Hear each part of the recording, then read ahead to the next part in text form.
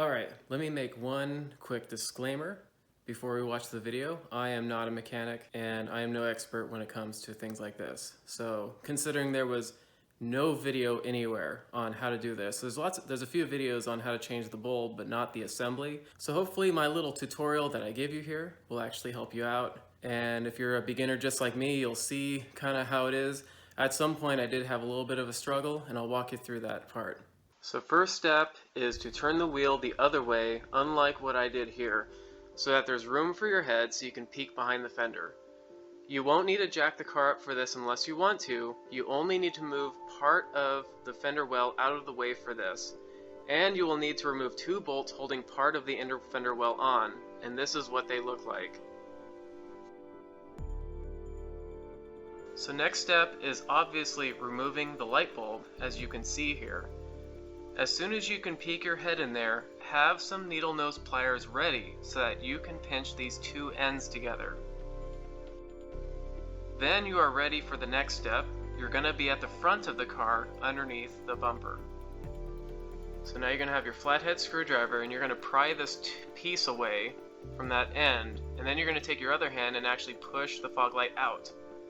And it'll come out really fast, so you want to be ready to catch it. And there it is. And here is the side-by-side shot of the one I bought off of eBay and the original that is completely destroyed. Alright, so now you have your old fog light and your new fog light. You're going to take this plastic piece and transfer it to the new one. And I had trouble getting these off, borderline breaking them, so you might want to be a little careful. So I took a flathead and I just tried to pry it off with varying degrees of success, and what I've discovered was I may have accidentally damaged one of them. So you'll find, I didn't record it and show it, but it basically did not fit back on the new one. I don't know if it's because the aftermarket is looser or because I may have bent the plastic a little too much.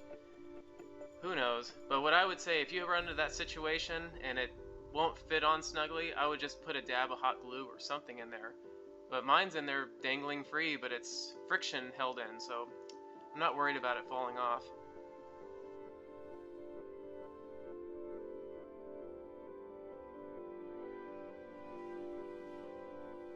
So now I'm on the front, and here I'm trying to line it up. I had some trouble with the two side knob things and the adjuster thing in the middle lining up, so I had to go to the back side to see that that center adjuster thing was not lining up at all. So once I got that protruding through the plastic, suddenly it was able to move, and then it was just a matter of lining up the two side knob things while pushing it in. And then I came back to the front, and all I had to do was to pry that plastic piece up and then push it further in, and then it was installed and ready to go. So I had trouble getting this side in, and I don't even know if this is fully seated. There's these little barbs that have to come through here, and this side was having trouble lining up. It could be because of those plastic things on the inside, but it's, as far as I can tell, fully in. Then of course, installing the final light bulb, you want to line it up. It's pretty simple. You put it in and twist, and then it's ready to go. And I wanted to thank you guys for coming along on this journey.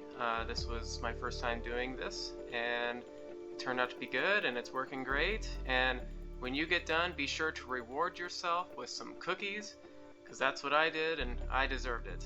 And you should too. So thanks again for watching this video, and if you liked it, give me a thumbs up, and I'm going to be doing more and more stuff like this in the near future. Thanks for watching. Take care.